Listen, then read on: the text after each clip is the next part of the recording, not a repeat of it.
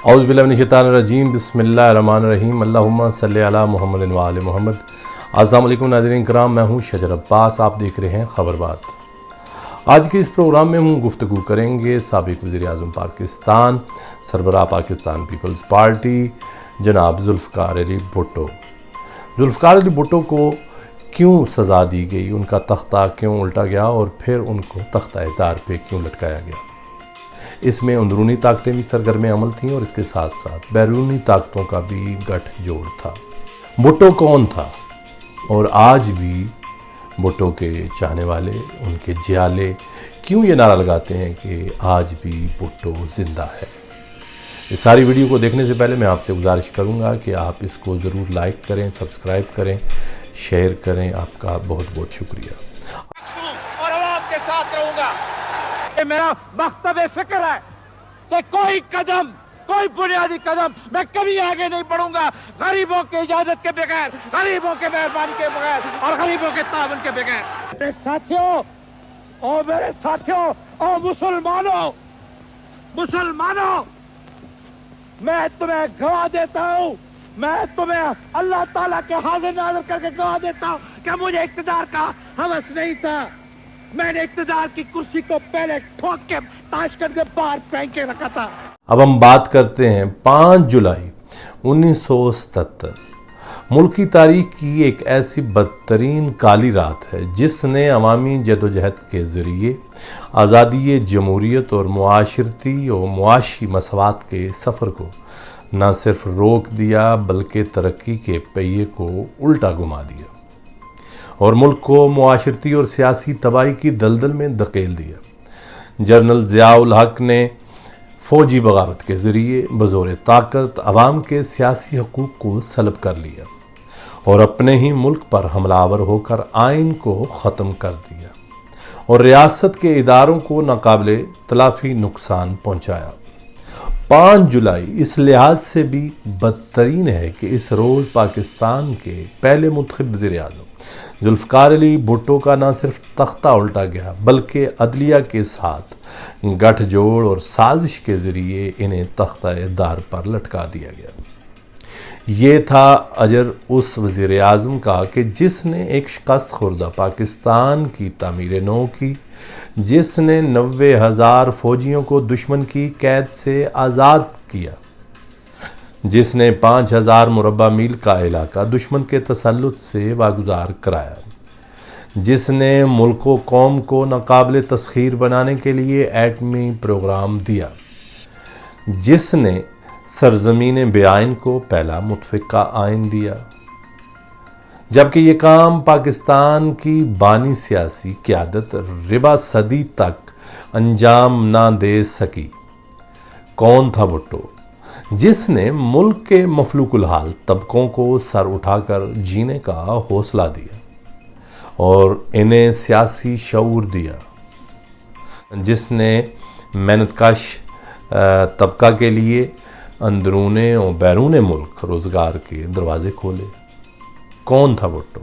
جس نے پاکستان کو دنیا میں سر اٹھا کر جینے کی ہمت بخشی، پاکستان کو اسلامی فلاحی ریاست بنانے کی بنیاد رکھی۔ کون تھا بھٹو؟ جس نے عوام کو جینے کا حق دیا، جس نے عوام کو اس کو ووٹ کا حق دیا، جس نے عوام کو اس کے بنیادی حقوق یاد دلائے۔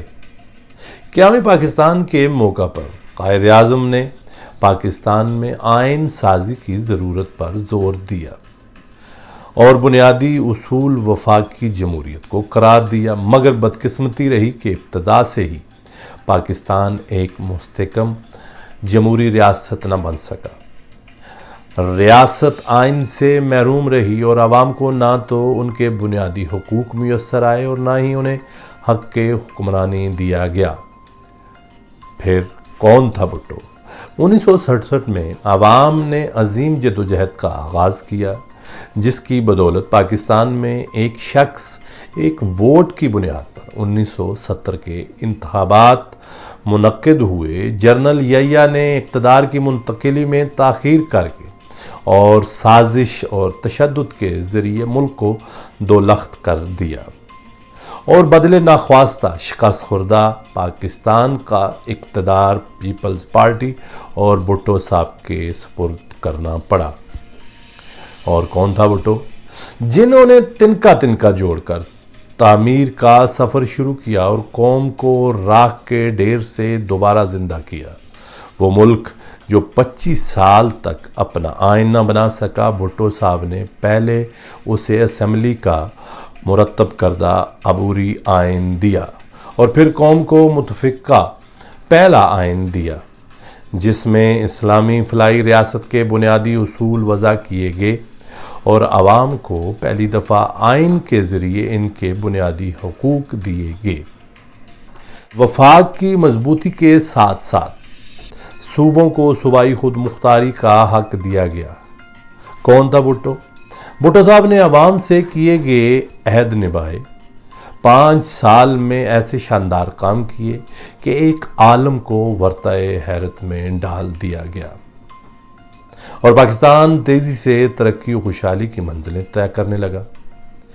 اور کون تھا بھٹو کہ جس نے عوام کی خاطر نہ صرف ان کے مسائل کو حل کیا بلکہ ان کے لیے شب و روز محنت، لگن اور مشقت کر کے ان کے لیے ایک ایسی پارٹی کا قیام عمل میں لایا جو حقیقی طور پہ عوامی اور جمہوری پارٹی پیپلز پارٹی تھی۔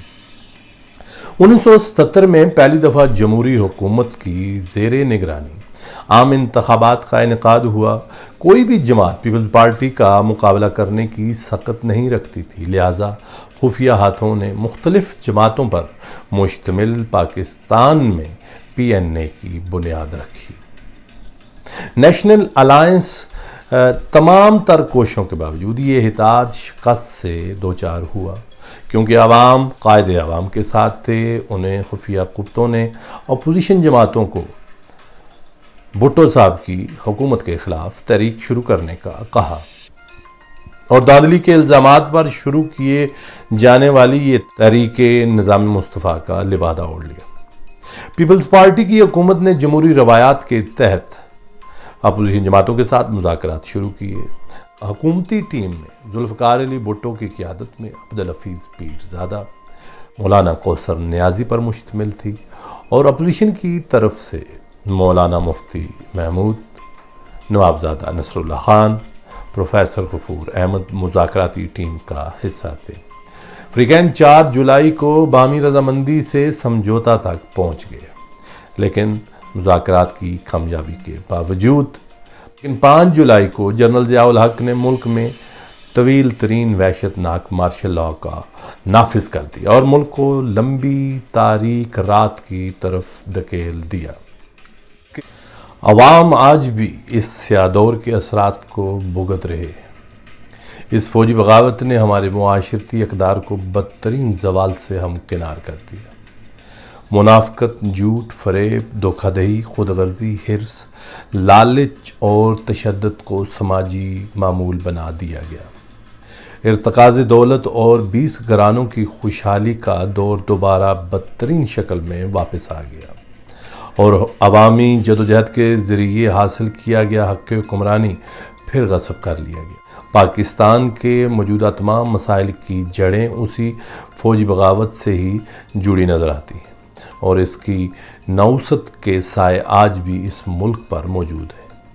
عدم برداشت، فرقہ واریت، مذہبی انتہا پسندی، دہشت گردی، کلاشنکوف کلچر، ہیروئن، لسانی سیاست، کرپشن، لوڈ شیڈنگ سمیت تمام مسائل کا بلا واسطہ یا بالواسطہ تعلق 5 جولائی کی آمریت سے ہی ہے، جس کا اندازہ ہم آج اپنے معاشرتی و معاشی نظام کی شکست اور عالمی برادری میں اپنے بے وقار مقام سے بخوبی کر سکتے ہیں۔ جنرل ضیاء کے سیاہ دور میں سیاسی کارکنوں، نوجوانوں، محنت کشوں اور محروم طبقات کو بدترین ریاستی تشدد کا نشانہ بنایا گیا۔ عوامی حقوق اور جمہوریت کے لیے ابھرنے والی مزاحمتی تحریکوں کو بزور طاقت خون میں ڈبو دیا گیا۔ پیپلز پارٹی کے سینکڑوں کارکنوں کو ذوالفقار علی بھٹو کے پیار میں تختہ دار پر لٹکا دیا گیا۔ हज़ारों कारकुनों को सरेआम कोड़े मारे गए, बेशुमार कारकुनों को बदनाम ज़माना अक़ूबत खानों और अज़ियत गाहों में बदतरीन जिस्मानी और ज़हनी तशद्दुद के ज़रिए मफलूज कर दिया गया और अनगिनत लोगों को मोहतरमा बेनज़ीर भुट्टो और बेगम नुसरत भुट्टो की क़यादत में कैदोबंद की सोबतों के हवाले कर दिया गया। जिंदान हुर्रियत पसंदों का मस्कन ठहरे। तमाम तर जबर के बावजूद पीपल्स पार्टी के कारकुनों ने हिम्मत, बहादुरी और शुजाअत का मुजाहरा किया। अगर आज हम बात करें भुट्टो के कारनामों की तो उनकी बहुत बड़ी फहरिस्त है, लेकिन चंद भुट्टो साहब के ऐसे कारनामे हैं कि जो उनके बदतरीन मुखालिफ भी उसको मानते हैं कि भुट्टो साहब के ये कारनामे रहती दुनिया तक याद रखे जाएंगे। जब हम बात करते हैं, भुट्टो साहब ने आलमी दुनिया को ये पैगाम दिया कि हम 1000 साल तक जंग लड़ सकते हैं लेकिन मसला कश्मीर से पीछे नहीं हट सकते। भुट्टो साहब ने पाकिस्तान में रूस के ताउन से स्टील मिल का क़याम अमल में लाया, तुलबा, गुरबा और मज़दूरों के लिए रिफॉर्म्स की। इसके साथ साथ मुस्लिम दुनिया के लिए अपना एक निज़ाम वज़ा किया कि जिसमें इस्लामी बैंक मुरतब किया गया। उसके साथ साथ इस्लामी सरबराही कॉन्फ्रेंस का इनेकाद लाहौर में किया गया। मुस्लिम दुनिया के सरबराहों को यकजाक करने का सेहरा भी भुट्टो साहब के सर है। इसके साथ साथ दुनिया की ताकतों को भी ये पैगाम दिया कि हम किसी भी मुल्क से ना तो मुआशी एतबार से, ना ही मुआशरती एतबार से और ना ही सियासी एतबार से पीछे हैं। कि भुट्टो साहब की शख्सियत पे अगर सैकड़ों प्रोग्राम भी किए जाएं तो वो कम है। इस पैगाम के साथ कि एक इंसान ने एक शख्स को तो मार दिया लेकिन उसका नज़रिया आज भी ज़िंदा है। एक जिस्म से रूह तो चली गई लेकिन उसके नज़रियात, अफ़कार और उसकी गुफ्तार आज भी लोगों के कानों में और दिलों में उसी तरह बसी हुई है। आज भी दीवानवार लोग भुट्टो साहब की कब्र पर हाज़िरी देते हैं और लाखों की तादाद में जियाले हर साल भुट्टो को खराजी अकीदत पेश करते हैं। जुल्फ़िकार अली भुट्टो एक नहीं है, 2 जुल्फ़िकार अली भुट्टो है। एक जो यहाँ खड़ा है और दूसरे आप, हर एक आप में से।